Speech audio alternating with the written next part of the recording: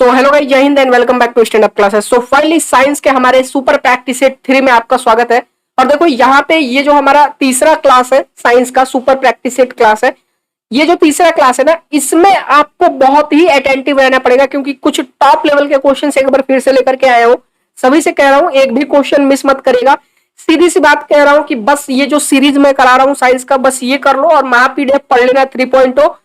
Science उससे ऊपर कुछ आएगा ही नहीं, ठीक है। 10/10 आपको साइंस में दिलाने की गारंटी है, उससे बाहर कुछ आएगा ही नहीं। इससे बाहर कुछ आपको पढ़ने की जरूरत ही नहीं है, कोई दूसरी क्लास लेने की जरूरत ही नहीं है। तो चलिए देर में करते हैं, हम लोग फटाफट अपने जो है साइंस के इस सुपर प्रैक्टिस सेट को शुरू करते हैं। और अगर चैनल पर नए हो तो फटाफट चैनल को सब्सक्राइब कर लो और इस वीडियो को लाइक और शेयर जरूर करिएगा। चलिए आइए आगे बढ़ते हैं। दूसरी चीज, आपने भी ये महापीडीएफ 3.0 का कवर पेज देख ही लिया होगा जो कि 28 सितंबर को आ रहा है। कब आ रहा है ये महापीडीएफ 3.0? 28 सितंबर को। ये सिर्फ एक बुक और आपका सेक्शन 1 क्लियर, सिर्फ एक किताब और आपका सेक्शन 1 क्लियर। बिल्कुल नई किताब है, एक 2024 बैच के लिए आपकी ये। इसको जरूर लेकर के पढ़िएगा। इसकी प्राइस कितनी है भाई साहब? पहले 200 कैंडिडेट के लिए, ठीक है। इसकी प्राइस तो आरएस 200 है, लेकिन पहले 200 कैंडिडेट के लिए मात्र आरएस 100 रुपए में मिलेगी। तो जब वीडियो आएगा जैसे ही 28 सितंबर को, तुरंत आप मैसेज या फिर जो भी वेबसाइट वगैरह का लिंक मिलेगा जहां पे ये बुक आपको मिलेगी, तुरंत वहां से आप बाई कर लीजिएगा या फिर व्हाट्सएप वगैरह पे मैसेज करके आप ले लीजिएगा, ठीक है। मैं नंबर वगैरह सब कुछ बताऊंगा, बुक भी दिखाऊंगा उस दिन, ठीक है, जब ये 28 तारीख को वीडियो करूंगा इसके लॉन्च होने का। तो देख लीजिएगा, यही है हमारा महापीडीएफ 3.0 बुक का जो है कवर पेज। आगे बढ़ते हैं। पहला क्वेश्चन हमारे स्क्रीन पे दिया गया है, बिल्कुल ध्यान से करेगा। सबसे पहला क्वेश्चन आपके स्क्रीन पे आ चुका है। Which of the following ions are the responsible for hardness of water? अभी देखो, हार्डनेस ऑफ वाटर को खत्म करने के लिए अभी जस्ट मैंने इससे पिछले वाले क्लास में आपको पढ़ाया था कि वॉशिंग सोडा का इस्तेमाल होता है, ठीक है।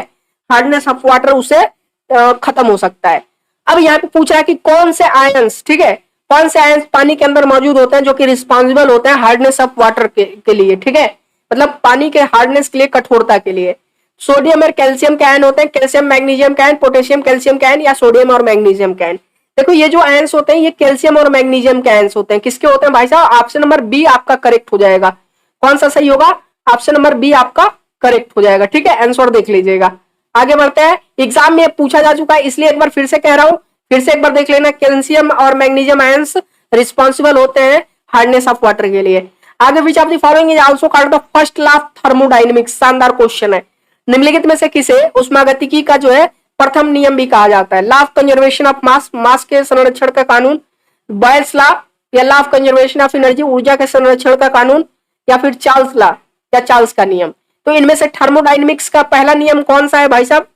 किसको थर्मोडायनेमिक्स का पहला नियम कहते हैं? Law of conservation of energy को, ठीक है। वही है E बराबर MC स्क्वायर वाला, E बराबर MC स्क्वायर वाला, याद करो, ठीक है। E बराबर MC स्क्वायर वाला, ठीक है, जिसे आइंस्टीन ने दिया था। तो ऊर्जा के संरक्षण का नियम law of conservation of energy कहती क्या है, इसके बारे में भी एक बार जान लो। देखो, law of conservation of energy ये कहता है कि इस यूनिवर्स में टोटल जो एनर्जी है, ठीक है, सीधी सी, इसको पहले भी किनारे करो। देखो, law of conservation of mass सीधी सी बात कहता है कि एनर्जी को ना ही जनरेट किया जा सकता है ना ही डिस्ट्रॉय किया जा सकता है, ठीक है। सिर्फ इस पूरे ब्रह्मांड में जो आपकी टोटल एनर्जी है उसको बस हम एक रूप से दूसरे रूप में क्या है रूपांतरण कर सकते हैं, ठीक है। एनर्जी बस अपना फॉर्म बदलती है, नष्ट नहीं होती है या फिर अलग से एनर्जी आप जनरेट नहीं कर सकते, ठीक है। तो यही होता है law of conservation of energy. E बराबर MC स्क्वायर इसका फार्मूला है, ठीक है। किसने दिया था बताइए? आइंस्टीन ने। चलो, ये थर्मोडायनेमिक्स का पहला नियम है। चलो, ozone gas is present in which layer पर आप एटमॉस्फेयर? शानदार क्वेश्चन है। तो ओजोन गैस जो है एटमॉस्फेयर के कौन से लेयर में पाया जाता है? स्ट्रेटोस्फीयर, ट्रोपोस्फीयर, मेसोस्फीयर या लोनोस्फीयर? बहुत ही शानदार क्वेश्चन है। देखो, जो आपका ओजोन लेयर है ना, ये स्ट्रेटोस्फीयर में, समताप मंडल में पाया जाता है, ठीक है, याद रखना। ओजोन जो लेयर है हमारा, ओजोन गैस का जो लेयर है, ये एटमॉस्फेयर में पाया, जो है एटमॉस्फेयर के जो सतह है स्ट्रेटोस्फीयर, ठीक है, जो ये हमारा वायुमंडल का जो परत है, ठीक है, समताप मंडल, इसी में पाया जाता है। अगला है, arrange the following metals in decreasing order of reactivity. इस तरह के क्वेश्चन आएंगे आपके एग्जाम में, ठीक है। मतलब डिक्रीजिंग ऑर्डर ऑफ रिएक्टिविटी मतलब सबसे कम रिएक्टिविटी, फिर उससे ज्यादा, फिर उससे ज्यादा, फिर उससे ज्यादा, ठीक है, ऐसे आपको अरेंज करना है। तो बताइए, इसमें सबसे कम जो है, यहाँ पे सबसे कम वाला पीछे रहेगा, उससे थोड़ा सा अधिक, फिर उससे थोड़ा सा अधिक, फिर उससे थोड़ा सा अधिक, मतलब जिसका सबसे अधिक जो है आपका रिएक्टिविटी होगा वो सबसे पहले नंबर पे होगा, ठीक है। तो सही आंसर कौन सा होगा? देखो, सबसे कम गोल्ड का, फिर उससे थोड़ा सा अधिक सिल्वर, फिर उससे थोड़ा सा अधिक आयरन और सबसे अधिक सोडियम। ठीक है, याद रखिएगा ऑप्शन नंबर सी आपका करेक्ट हो जाएगा। ठीक है, कौन सा आंसर सही होगा? सी। ठीक है, सोडियम, फिर उससे थोड़ा सा कम आयरन का, उससे कम सिल्वर का, उससे कम गोल्ड का। ठीक है, मतलब सबसे इनमें से सबसे लेस रिएक्टिव गोल्ड है। चलो आगे आ जाओ। Which are the following quantities is not a vector quantity? बहुत ही शानदार क्वेश्चन है। निम्नलिखित में से कौन सी मात्रा सदिश राशि नहीं है? ठीक है, अब वेक्टर मतलब नहीं है, अगर वेक्टर नहीं है मतलब वो स्केलर होगा, और स्केलर होने का मतलब क्या हुआ? मतलब वो सिर्फ हमें क्या देगा? बताइए, जल्दी बताइए। वेक्टर क्वांटिटी और स्केलर क्वांटिटी क्या होता है? जो क्वांटिटी और डायरेक्शन दोनों दे, ठीक है, वो होता है वेक्टर। और साथ ही में जो सिर्फ स्केलर मतलब जो सिर्फ उस चीज की क्वांटिटी बताए, वो स्केलर क्वांटिटी होता है आपका। ठीक है, चलो तो फोर्स, वर्क, वेलोसिटी या एक्सीलरेशन, तो इनमें से कौन सा जो है आपका वेक्टर क्वांटिटी नहीं है? बताइए। तो देखो, जो बी है आपका वर्क जो है ना, ये जो वर्क है होता है, वर्क बराबर क्या होता है? फार्मूला क्या होता है वर्क का? बताइए, वर्क का फार्मूला क्या होता है? सभी लोग बताइए, पता होना चाहिए ना। तो वर्क का जब आपको फार्मूला पता होगा तो आप देखोगे कहीं ना कहीं जो है इसमें डायरेक्शन की कोई जरूरत नहीं होती है। तो वर्क का फार्मूला फटाफट कमेंट करिए, वर्क का फार्मूला क्या होता है? फटाफट बताइए। तो वर्क का फार्मूला होता है एफ इंटू एस। ठीक है, फोर्स इंटू डिस्प्लेसमेंट। ठीक है, वर्क बराबर फोर्स इंटू डिस्प्लेसमेंट। ठीक है, तो यहाँ पे देखो, यहाँ पे फोर्स लग रहा है, ठीक है, और डिस्प्लेसमेंट हो रहा है, तो इसमें वर्क की जो है आपको वेक्टर क्वांटिटी ये नहीं है, आपको इसमें डायरेक्शन की जरूरत नहीं पड़ रही है। हालांकि फोर्स यहाँ पे क्या है? क्या है? फोर्स यहाँ पे वेक्टर क्वांटिटी है, वेलोसिटी भी वेक्टर क्वांटिटी है, और एक्सीलरेशन भी वेक्टर क्वांटिटी है। ठीक है, लेकिन सिर्फ और सिर्फ यहाँ पे वर्क आपका वेक्टर क्वांटिटी नहीं है। ठीक है, याद रखिएगा। अगला क्वेश्चन देख लेते हैं, चलिए फटाफट आ जाइए। In which part of the elementary canal जब complete digestion of fat takes place? आहार नाल के किस भाग में वसा का पूर्ण पाचन होता है? Small intestine, stomach, large intestine या माउथ? देखो, जो आपका आहार होता है ना, जो आहार नाल होता है, उसके छोटी आंत में जो हम लोग भोजन लेते हैं, वो पूरी तरह से जाके कहाँ पे पचता है? मतलब जो हमारा डाइजेशन होता है, कंप्लीट डाइजेशन जो होता है, ठीक है, वो कहाँ पे होता है? फैट का कंप्लीट डाइजेशन कहाँ पे होता है? छोटी आंत में, स्मॉल इंटेस्टाइन में। अगला question, metals produce ringing sound when hit another metal because they are. देखो, आपको भी पता है कि मेटल्स के कई सारे गुण होते हैं, ठीक है, जिनमें से एक गुण होता है कि अगर उनको एक मेटल से दूसरे मेटल में अगर टकराया जाता है तो एक रिंगिंग साउंड जो है ध्वनि पर वो उत्पन्न करते हैं। जो जैसे आपने देखा होगा बेल मेटल वगैरह जो बनता है, तो वो मेटल का ही एक गुण है। तो सोनरस होता है, लस्ट्रस होता है, डक्टाइल होता है, मेलेबल होता है। देखो, मेलेबल तो नहीं होगा, मेलेबल मतलब उसको पतली सीट या पतले वायर में आप ढाल सकते हो, ठीक है। डक्टाइल भी नहीं होगा, ये जो आपका गुण है रिंगिंग साउंड वाला, ठीक है। लस्ट्रस भी नहीं होगा, क्या होगा? सोनरस होगा, ठीक है, मतलब साउंड प्रोड्यूस करते हैं। यस, देखो, सो से बन रहा है साउंड, सोनरस, ठीक है, तो रिंगिंग साउंड ये प्रोड्यूस करते हैं। ऑप्शन नंबर ए आपका करेक्ट हो जाएगा। नेक्स्ट आ जाओ, who was the first to experimentally determine the value of universal gravitational constant? बहुत ही शानदार क्वेश्चन है। सार्वभौमी जो गुरुत्वीय स्थिरांक है, ठीक है, जिसको यूनिवर्सल ग्रेविटेशनल कांस्टेंट कहते हैं, इसकी खोज किसने की? Isaac Newton, Henry Cavendish, Laurent Friedel या जोहानिस केपलर? बताइए फटाफट। देखो, इसकी खोज की थी हेनरी कैवेंडिश ने, ठीक है। इसकी वैल्यू किसने डिटरमाइन की थी? इसकी वैल्यू किसने निकाली थी? किसने निर्धारण किया था इसकी वैल्यू? हेनरी कैवेंडिश ने। जी की वैल्यू कितनी होती है? देखो, एक चीज बता देता हूं, कंफ्यूज मत होना, जी और जी दोनों अलग अलग चीजें हैं, ठीक है। तो ये ग्रेविटेशनल कांस्टेंट है और वो अलग चीज होती है, उसके बारे में भी मैं आपको पढ़ाऊंगा, ठीक है। तो फिलहाल अभी जो यूनिवर्सल ग्रेविटेशनल कांस्टेंट जो कैपिटल जो होता है, इसकी वैल्यू याद रखना 6.67 into 10⁻⁻11 newton metre square upon KG square, ठीक है, याद रहेगा। ये इसकी वैल्यू है 6.67 into 10⁻⁻11 newton metre square upon KG square, ठीक है। ये वैल्यू आपको याद होनी चाहिए। फिर से एक बार कह रहा हूं, एग्जाम में पूछा जाता है 6.67 into 10⁻⁻11 newton metre square upon KG square.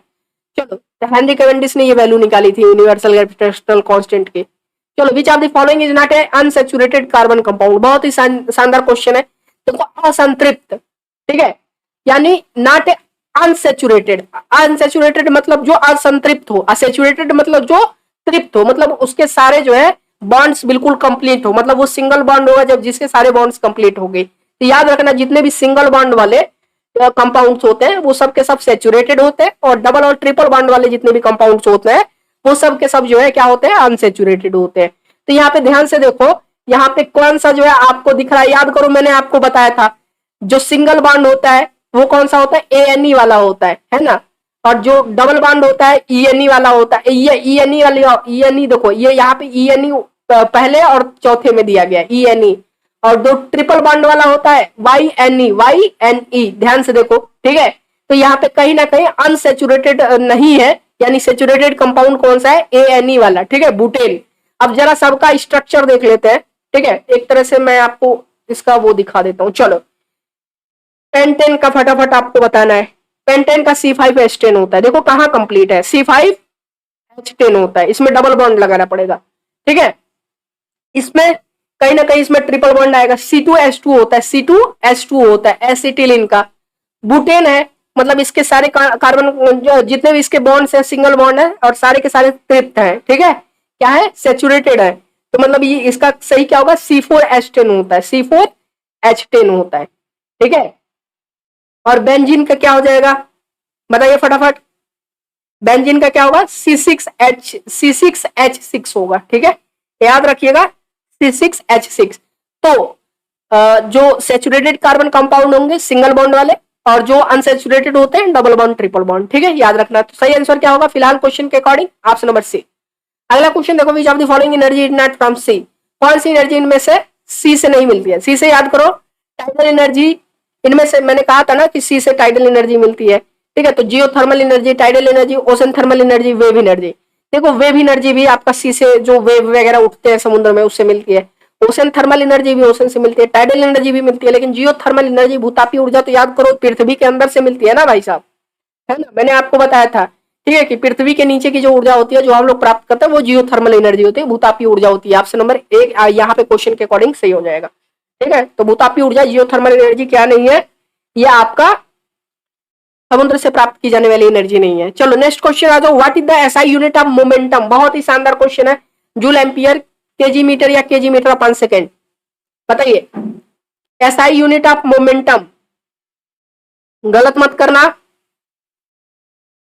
देखो जो एसआई यूनिट ऑफ मोमेंटम होता है वो होता है केजी मीटर अपन सेकेंड, ठीक है, याद रखना। ऑप्शन नंबर डी आपका करेक्ट हो जाएगा, एग्जाम में आया हुआ है।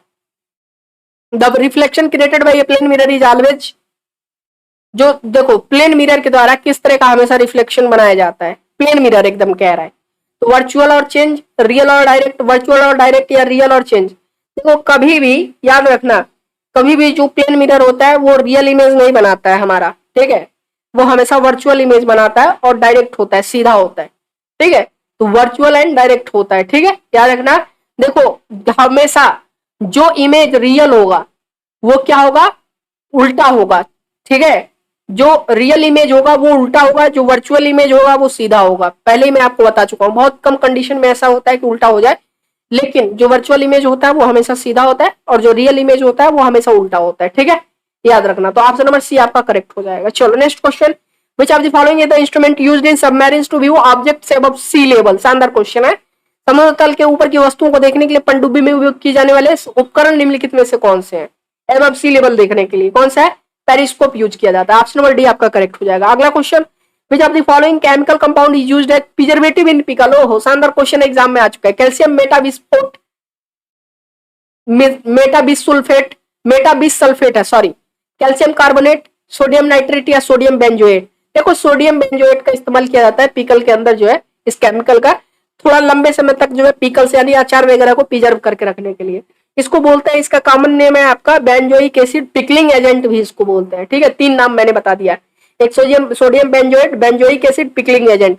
और इसका अगर आईयूपीएसी नेम पूछ देता सोडियम बेंजोएट का आईयूपीएसी नेम, ठीक है, तो ये भी याद रखना C7H5NaO2, ठीक है, ये आईयूपीएसी नेम याद रखना, कभी कभी आईयूपीएसी नेम वगैरह भी पूछ देता है चीजों का, C7H5NaO2। चलो नेक्स्ट क्वेश्चन आ जाओ, on which day does the summer solstice occur in northern hemisphere, याद करो नॉर्थ हेमिस्फीयर पे, उसी दिन अभी मैंने कराया था। समर सोल्स्टिस नॉर्थ हेमिस्फीयर पे कब होता है, 21 जून, ठीक है, 21 जून को समर सोल्स्टिस होता है नॉर्दर्न हेमिस्फीयर पे। Next question, which metal was earlier called wolf frame, शानदार क्वेश्चन है। कह रहा है कि किस धातु को पहले वुल्फ फ्रेम कहा जाता है? जिंक, मॉलिब्डेनम, टंगस्टन, मॉलिब्डेनम या फिर टंगस्टन, मॉलिब्डेनम, टंगस्टन या रेडियम, कौन सा सही होगा? सही हो जाएगा टंगस्टन। देखो जो टंगस्टन था इसको पहले वुल्फ फ्रेम के नाम से भी जाना जाता था, इसका नाम पहले वुल्फ फ्रेम था। अगला question, which of the following is not used as manufacturing of stainless steel, शानदार क्वेश्चन। देखो स्टेनलेस स्टील में क्या क्या होता है, ये एक तरह से आपका स्टेनलेस स्टील क्या है? एलो ही तो है ना, मिश्र धातु ही तो है। तो स्टेनलेस स्टील में देखो पहले तो क्रोमियम होता है, क्रोमियम, फिर निकल होता है, फिर आपका इसमें आयरन होता है, ठीक है, आयरन होता है और कुछ परसेंट जो है कार्बन होता है, ठीक है, बहुत कम मात्रा में कार्बन होता है। तो यहाँ पे कौन सा इनमें से नहीं है? सल्फर नहीं है, ठीक है, ऑप्शन नंबर ए आपका करेक्ट हो जाएगा। अगला क्वेश्चन आ जाओ, which gas is used in food packing industry to prevent chips from getting oxidized, ये एग्जाम में आ चुका है। जो चिप्स फैक्ट्री होती है ना, जो चिप्स इंडस्ट्री होती है, वहां पे चिप्स जब बनाया जाता है तो जब उनको पैकिंग होती है तो उन पैकेट्स में जो है एक वो भरा जाता है, एक गैस भरा जाता है। क्यों? क्योंकि वो ऑक्सीडाइज ना हो, ठीक है, क्या हो? ऑक्सीडाइज ना हो चिप्स, क्योंकि उनमें नमक होता है ना, तो वो ऑक्सीडाइज ना हो। तो नाइट्रोजन, कार्बन, हीलियम, हाइड्रोजन, बताइए, ये नाइट्रोजन गैस भरा जाता है, ठीक है, याद रखना कि वो ऑक्सीडाइज ना हो। चलो next question, bats search out prey and fly in dark night, ये तो आसान क्वेश्चन है। Dark night by emitting and detecting reflection on which, आप ये नहीं पूछेगा, बहुत आसान हो गया है आजकल के, ये पहले पूछता था ये क्वेश्चन। चमगादड़ किस प्रकार की ध्वनि तरंगों के प्रतिबिंब का उत्सर्जन और पता लगाकर अंधेरी रात में शिकार की खोज करते हैं? हाइपरसोनिक, सबसोनिक, सोनिक वेव्स या अल्ट्रासोनिक? ये अल्ट्रासोनिक्स का यूज करते हैं। किसका यूज करते हैं? अल्ट्रासोनिक वेव्स होती हैं जो भी ये इस्तेमाल करते हैं जिन वेव्स का, ठीक है, क्योंकि तो रात में इनको दिखाई नहीं देता। ये अल्ट्रासोनिक वेव्स जो है वो करते हैं, जो कि जाकर के उस ऑब्जेक्ट से टकराती है और वापस आके इनको बताती है कि ये ऑब्जेक्ट इस जगह पे है, इससे उनको पता चलता है। चलो, mirror used by dentist to see large images of a patient, ये भी शानदार क्वेश्चन है। तो मिरर जो है पैसे, ये जो डेंटिस्ट होते हैं, दांत वाले जो डॉक्टर होते हैं, वो दांतों का बड़ा इमेज देखने के लिए कौन से जो है मिरर का इस्तेमाल करते हैं? Convex mirror, concave mirror, plane mirror या जिगजैग मिरर? कौन सा मिरर होता है? कनकेव मिरर होता है, ठीक है, याद रखना। Next question, which of the following functional group of carbon does not contain oxygen, शानदार क्वेश्चन है। कीटोन, अल्कोहल, एल्डिहाइड या हैलोजन, बहुत ही शानदार है। देखो ये इनमें से कह रहा है कि कौन सा फंक्शनल ग्रुप जो है कार्बन का, ये उसमें ऑक्सीजन नहीं होता है, ये है आपका हैलोजन, ठीक है, याद रखना। हैलोजन में कौन कौन से एलिमेंट्स आते हैं, नाम आपको बता देता हूँ, याद रखना। फ्लोरीन आता है, क्लोरीन आता है, ब्रोमीन आता है, आयोडीन आता है, एसिटिलीन आता है, टेसिसिन आता है, ठीक है, याद रखना। टेनासिसिन, टेनासाइन बोल सकते हो एक तरह से। तो हैलोजन जो होते हैं इनमें ऑक्सीजन नहीं होता, ये कार्बन के फंक्शनल ग्रुप है, ठीक है। Which among the following elements have the lowest electronegativity, ठीक है, तो टोटल यहाँ पे एक याद रखना, टोटल 7 हैलोजन है, ठीक है, टोटल 7 हैलोजन है। नाम फिर से याद करना, फ्लोरीन, क्लोरीन, ब्रोमीन, आयोडीन, एसिटिन और टेनासिन, ठीक है। चलो next, which among the following element have the lowest electronegativity, सबसे कम इलेक्ट्रोनेगेटिविटी किसकी होती है? ऑस्मियम, टंगस्टन, हाइड्रोजन या फ्रेंसियम? देखो सबसे अधिक और सबसे कम दोनों का याद रखना, ठीक है। सबसे कम होता है फ्रेंसियम का, ठीक है। सबसे लोएस्ट इलेक्ट्रोनेगेटिविटी अगर किसी की होती है फ्रेंसियम की, इसकी एटॉमिक नंबर 87 है, एक बार देख लेना इस एलिमेंट को, ठीक है। अगर नहीं पता इसके बारे में तो पीरियोडिक टेबल में देख लेना फ्रेंसियम को। और सबसे हाईएस्ट अगर आपसे पूछ लेता है, ठीक है, कि सबसे हाईएस्ट किसका होता है इलेक्ट्रोनेगेटिविटी, तो याद रखिएगा किसका होता है, जरा हमको बताइए फटाफट, तो फटाफट बताइए सबसे हाईएस्ट किसका होता है।